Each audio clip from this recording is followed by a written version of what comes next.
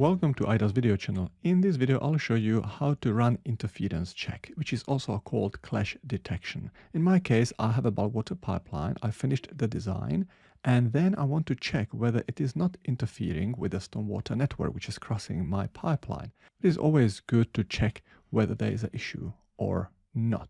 If you want to run interference check, you can either go to Pipes, Utilities, Create Interference Check. If you prefer using Ribbon, you can go to Ribbon Analyze, Interference Check. And finally, if you want to use Prospector, you can go to Pipe Networks, right-click on Interference Check and Create Interference Check. Once you click that command, it will prompt you to select the network. So I will select any part from my bulk water pipeline. It can be pipe or structure. And then I will select any part from stormwater network. Again, it can be pipe or structure. At the top, you can specify the name. If you prefer, let's say, bulk and storm, bulk and storm, then I know this is interference check between bulk water and stormwater. Here are the networks. Then you can specify the style. The style can be changed at any time later. We have two types, solid style and spherical style. I'll show you both.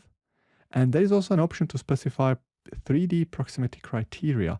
What it means that you can specify that, let's say, if the distance between your pipeline and the other object is closer than, let's say, 3 meters, for example, for the sewer networks, they can't be closer than 1 meter from the water networks in some cases. So this is the place where you would set it up. You have also an option to use a scale factor. If you use a scale factor 2, it means that your pipe will be scaled twice. Let's say if it is a 600 millimeters, it will be scaled to 1200 millimeters, and it will run the interference check. As per my knowledge, the scale factor doesn't scale the structures, but I might be wrong. Let me cancel. I'm not going to use any proximity criteria for now. And let me run the interference check. So there is a one interference found. Let me find it out. So if you go to interference checks, then there will be your interference check, and you can zoom to, and it shows you where there is a problem. So this is the problematic area. If I want to, I can display everything in Object Viewer. Let me go there. I will zoom into this spot, and this is the spherical style where there is an interference. Let me escape. If you prefer, you can change the style. If I go to Interference Properties, there's an option to change to Solid Style. Let me click OK. And let me show you the Solid Style displays the actual interference between those two objects. Let me go to Object Viewer. And I will zoom to that location again. It's hard to see, but basically if I change the style to wireframe, you can see this is that interference area. Let me escape. Doesn't matter which style you use. But now I want to fix it. How? I need to find out this pipe in a long section, and that's actually why in a previous video I shown you how to use a find part command. Let me use that command. I will select the structure from plan, and I zoom to profile view. Okay. And this is the problematic area. So I need to adjust it. So let me increase the cover. So I will go somewhere here. And then I will use a command, match parts to profile. And of course, you can use any other option to adjust your pipe networks vertically. So I'm done. If I go back to plan, let me do that. I'm going to plan. Okay. Something happened here, and it shows the exclamation mark that you need to update or rerun it. So I will rerun interference check. And there's still interference found, but maybe at some other places. Let me zoom to it. I'm going to zoom to, and it's occurring here. Let me zoom to the location again, and I will select the pipe from the plan, and I go to profile view. Okay. And since I moved the PVI down here, I'm now creating another interference at this point. And what I'll do, I will insert a structure right here, and you will see that it will cause another issue, but I want to show you that issue. So I'm going to insert structure, and I will use the junction, interpolate. Okay. I'll specify it somewhere here. It says that there are some parts without reference alignment. I want to adjust it, and I will move these pipes down. If I want the vertical alignment to follow that, I can adjust it. I can go to Edit Profile Geometry, Insert PVI, and I will insert it here. I will escape. Okay, let me select this structure. I will delete this label for now just to show you what's happening. Now if I display, so this is a structure sum, this is a structure rim. Let me rerun interference check, or let me zoom to plan. I will zoom to plan. Okay, seems like it's perfect. There's a structure here, but let me rerun interference check. And it shows me there is still an issue. Let me select the interference, one pipe and another pipe. Let me go to Object Viewer. And I will zoom to the location.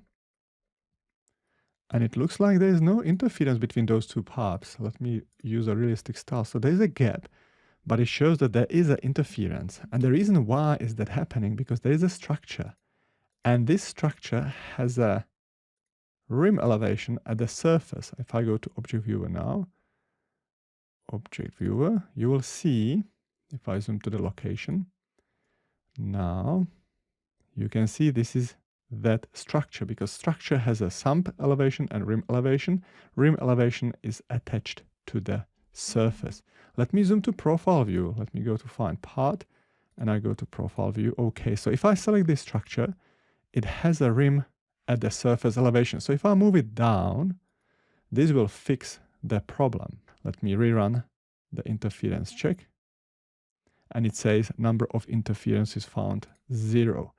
If you have more issues like this, you don't want to do it manually, you can do it automatically. Let me show you how. I go to adjust inverts command, but I should pre-select those structures which do have junction style. Let me do that. I'm going to networks, bulk water, structures, then let me stretch this up. I will sort them by description. All the horizontal bands are using different styles, so if it is a style junction, because that's how the entire network was designed, the junctions are used for the vertical bands, horizontal bands are using different style, and it comes very handy in this case. Let me select all these structures. If I zoom out, let me zoom out, you will see they are selected in plan. Let me zoom in again to this structure where the problem is. I can escape now, but I can't select anything else, so it remembers the last selection set. I'm going to adjust invert, then I will specify I want to select parts. I will click on select parts, then I press P for the previous selection and I hit enter. It says 12 found. That's exactly what I want. I hit enter. Do not forget to select the surface. I don't want to adjust pipes, but I do want to adjust structure rim elevation. And now what value should I use? I want to use specific value below ground, but there's no option at this point to specify that I want to attach it to the pipe crown. So I will use a workaround. I will use a 5 meters below surface, but structure rim cannot go below pipe outside top. So it will stop there. What we want to do in this interface, we want to add that option that you can attach rim elevation to the pipe outside top. But in this case, I will use this workaround. And if I want to, I can also adjust structure sum depth as well as changing some depth control to depth. But that's not that important at this point. Let me select this structure again, and you can see now it is attached to the pipe outside top.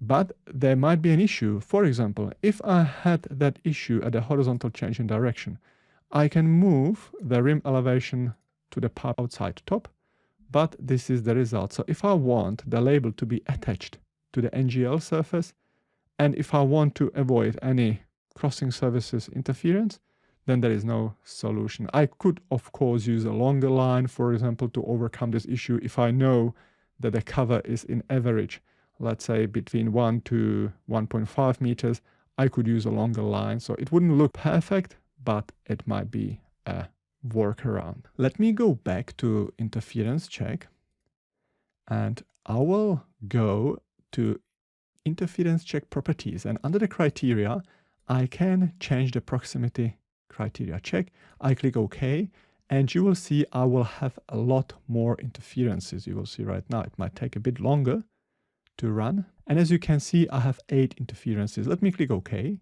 Let me zoom to plan. I will probably go and zoom to, and you can see all those interferences if I have the issue there, and you can see multiple.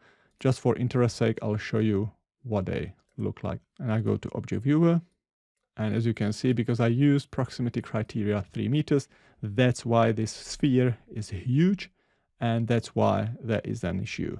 So this is another option how you can modify your interference check settings.